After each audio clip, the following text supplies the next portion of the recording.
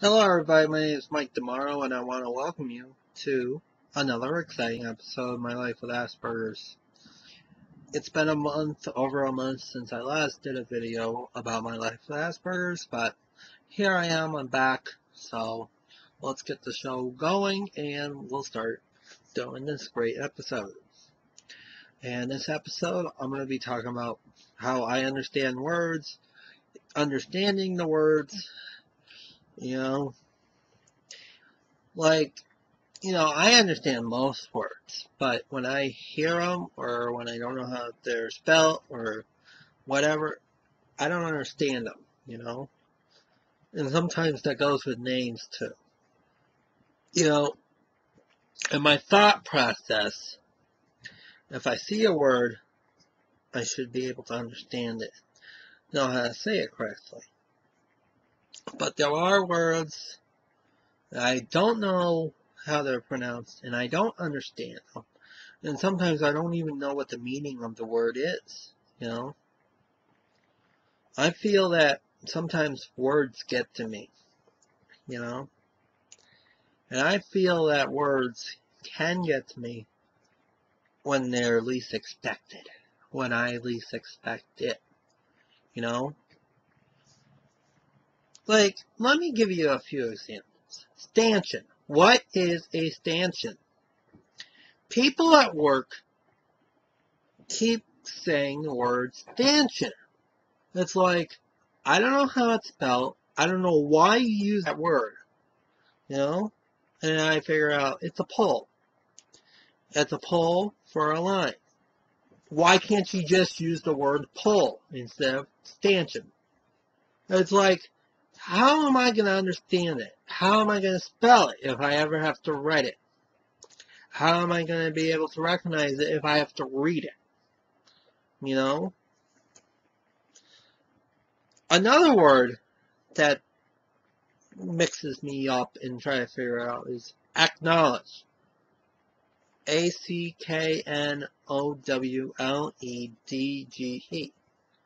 It's like, can't you use the word understand? I understand the word understand. I don't understand acknowledge. I don't know what it is.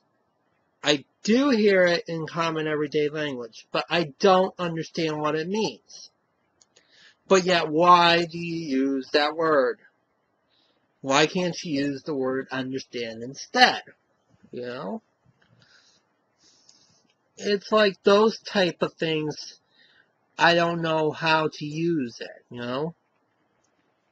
I did went to school, yes. I did went to college, yes. And I know I'm supposed to learn those words there. But sometimes some words just slip through the cracks. And like, another example is like the other day when I saw myself and I saw home. I'm trying to figure out what is HOME. I had a brain freeze right there, and I'm trying to figure out what does it mean and why did I have that brain freeze. Sometimes the words that I know can cause brain freezes to me. It's like if I see something written out. Like the other day I was making signs for the Orlando 183 open house, and I saw how I wrote out Orlando, and I'm trying to figure out how do I make that understandable. It's like Orlando. Is that how you spell Orlando? I spelled it correctly, and it's like, it's hard for me to understand words, when they're not used in everyday language. I know that most words I use are in everyday language, but I freeze up like that sometimes when I see a word written out a certain way, or if they are spelt a certain way out there, how I write certain words. You know what I mean? It's hard because I'm used to, probably when I saw the big spelling of Orlando on my signs, I was like, I'm not used to that. Like, I'm used to seeing Orlando on a computer, right? Or even home. I'm like, I'm used to seeing home written out, you know? But at that moment, I didn't understand what was going on, you know? Yet, you know, there are also other things I don't understand words. And you have to go from region to region to region to figure out what it is.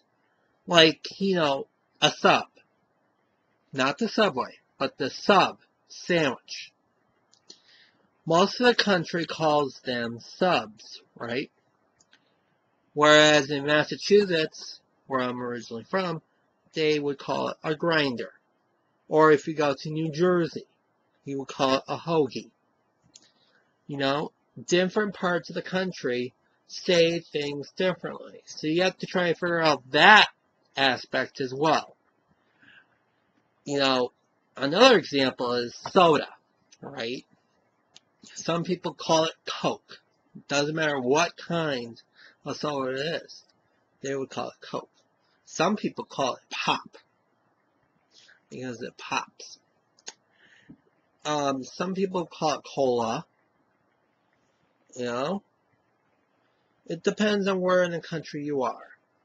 It depends on what term you use. You know, like for example, another term. It's spelled the same way, but it's pronounced differently.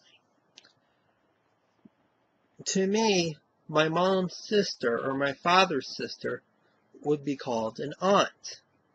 That is the way I was taught to say that word, because I'm originally from that part of the country where we say aunt. Whereas, for example, you go to like down the road here to one of my friends, they call your mom's sister or your father's sister aunt. To me, when I hear the word aunt, it's like an insect, because that's how you also pronounce A-N-T. The insect, the bug. You know? They pronounce A-U-N-T as A-N-T. They eliminate the U when they pronounce that. Whereas in Massachusetts, you don't miss the U, because the U is in there when you pronounce it. Here's a thing I want to say. Would you say hants or hunts for the word hunt? Would you say that? Would you skip the U and say hants? Or would you keep the U and say hunts? Because hunt rhymes with aunt, right? So, that's my point I want to say to saying that word. I say aunt in that case. But everybody else seems like they call it aunt.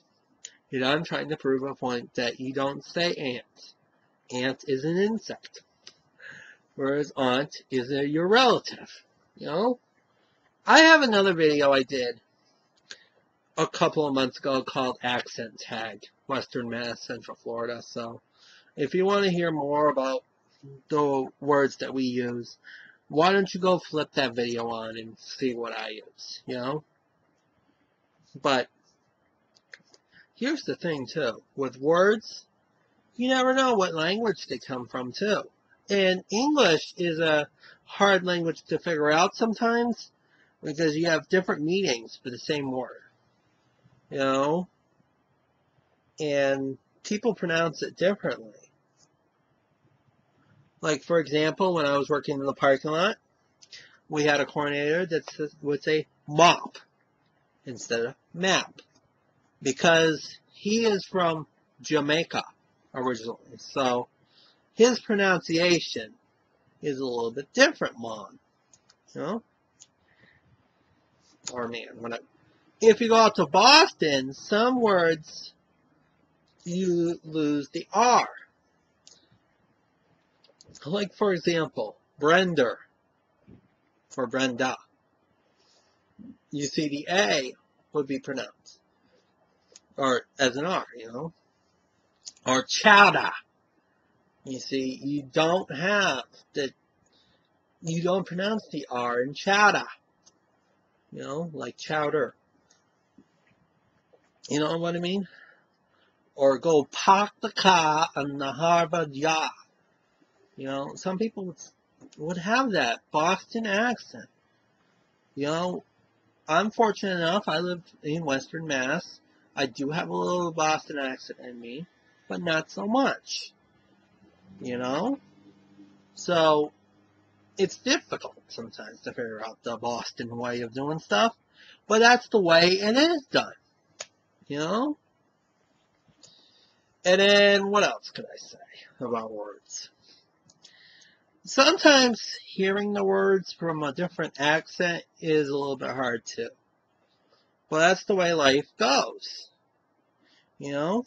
So, I hope you understand my meaning of words and how I read the word and understand the words. You know?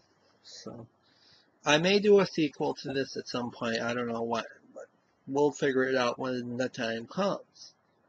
So, I'll talk to you guys all later.